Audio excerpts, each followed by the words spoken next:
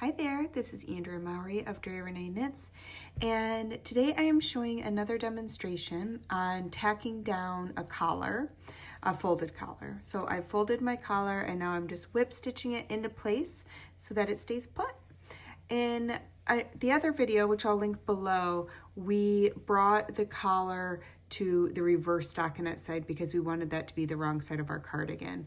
But this pattern you can knit with either the reverse stockinette side facing as your main side, or you can do it with the stockinette stitch facing out as your right side. For this sweater that I'm knitting, I've already done one with this side as the right side, so I wanted to do one now with the reverse stockinette because it really shows these beautiful raglans that we have in the pattern.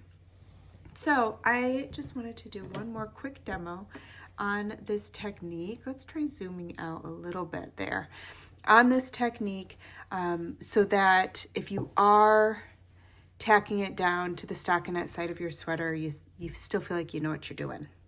So I've done a little bit just to get me started, but what I like to do, the important thing when we are folding our collar down is we just want to make sure that we are tacking it down, and it's going to stretch out a little bit. The bottom part of this sweater, let's see if I can get this to stay up a little bit. The bottom part of the sweater is already stretching out a little bit along the ribbing thanks to just the weight of the sweater. But the very top of our ribbing is still all snugged up. And so what we want to make sure we do is that we evenly tack it down so we don't get to the end here and go, uh-oh, I'm out of collar. So to do that, what I like to do is I whip stitch every other stitch of my collar, and I make sure that since I have folded the collar, I need to go through a knit column on the top that I can see, but I need to attach it to a purl column below. Because if I looked underneath here, I would see that that would actually be the correct column. It would be a purl all the way up, but I'm looking at its other side on top here. That's why I have to go from a knit to a purl. So let's zoom back in for this part. So I am going to go through the head of my next knit stitch here, just like this. And then I want to also bring it through below, but I'm going to go into the purl column. And I'm doing that final purl stitch, and that really helps me stay in a straight line as I'm consistently going to the top purl stitch before it changes into stockinette. That's why I chose the purl columns, because if I was trying to just go into a stockinette column here, into a knit column, it might be a little hard to differentiate which one I should go through. So by just going into the furthest purl that I can before the whole sweater changes into that stockinette, it really helps keep me on target. So going through this knit column, you can see is already attached over here. So I'm just jumping over to my next knit column, through the end, and then through the very last purl stitch in the column below. And then I just pull my yarn through.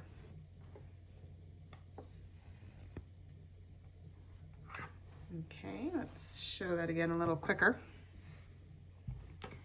So, jumping to my next knit column, going through the head, and then finding my next purl column below and going through my very last purl stitch and pulling the yarn through. Jumping over to the next knit column, grabbing, see that cast on edge, going to my next purl column here to the final purl stitch, and pulling my yarn through. Then the only other thing to take care of as you are doing this is to make sure that your whip stitch line doesn't get too tight. So you see I'm kind of tugging some slack back out, because as you wear this sweater and as you block it, you want to make sure that that doesn't turn into a really tight line of stitches, causing your sweater collar to not be flexible enough for you. I'm going to back out. There we go. Let's keep it there and I'll demonstrate a few more. All right, so into the cast on edge of my next knit column, and then going below to the next purl column and going through that very last purl stitch.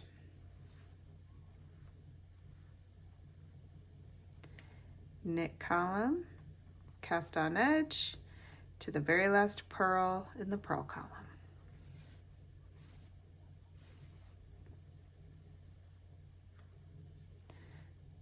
Knit column, cast on edge, looking below to the next purl column, going through the final stitch.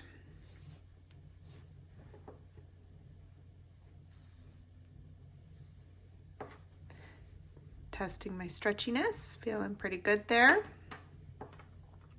And now I'm just going to keep doing this all the way across. And you can see how this top part of the collar, it does want to be tighter than the bottom. And so that's why it's really important to stay lined up, because otherwise you can think, oh no, I shouldn't be scooting over to that next column. But if you don't, you're going to run out of these stitches before you run out down here. And it's the exact same number of stitches, so you really want to line them up. All right, I'll do one last one. Going from my next knit column through the cast on edge into the purl. And that's all I'm gonna do all the way across. And then I get to do my button band. So very exciting. I hope you found this tutorial helpful. Happy knitting.